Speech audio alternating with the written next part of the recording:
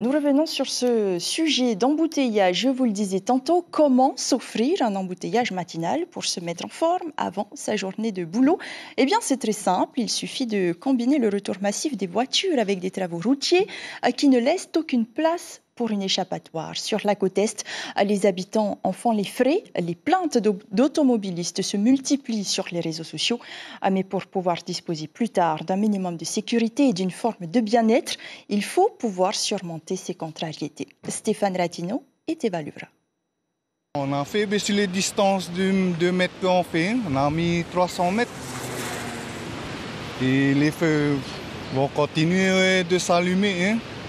Cela sent la poisse quand le feu passe au rouge, surtout qu'au petit matin, à la sortie de Papeete, le temps presse toujours. Les migrations quotidiennes, domicile-travail, amènent un flot de circulation important et les travaux sur la chaussée, avec l'alternative du vert et du rouge, rajoutent des minutes au trajet. C'est le passage obligé pour une meilleure sécurisation à venir. On arrive toujours en retard, mais c'est pour la population en fait. Voilà. C'est pénible quand même. Oui, c'est pénible quand même. Vous allez arriver à temps à l'école? Non, ils n'arrivent jamais à l'heure à l'école à cause de la circulation et aussi des travaux.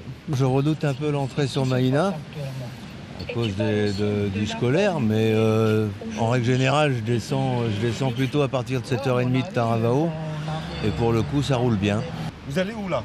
Oh, pour l'ambiance. Travail? Travail, ouais, pour le travail. Vous allez arriver à temps? Bon, ça va, 9h. En retard, ouais, tous les matins comme ça. Ah ouais, c'est pénible.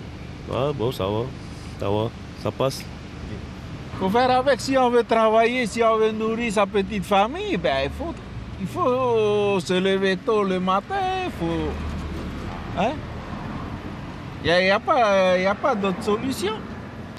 En fait, ici, c'est l'histoire d'un voisinage contrarié, voire agité. D'un côté, la mer, de l'autre côté, la route. Et quand les vagues et le vent s'additionnent, eh bien, la chaussée devient glissante, très dangereuse. D'où cet investissement public de 250 millions partagé par l'État et par le pays. Les travaux ici vont encore durer quelques mois, d'où la patience des automobilistes. La route de la côte Est est en lifting. Sa mise en sécurisation optimale est l'opportunité pour une révision complète. Elle concerne autant les réseaux souterrains que les à côté. À Orofara et sur 2 km, les aménagements vont changer le site. Parking, douche, espace pensé pour les aménités récréatives. Ici, la circulation ne sera pas alternée, mais la vitesse réduite.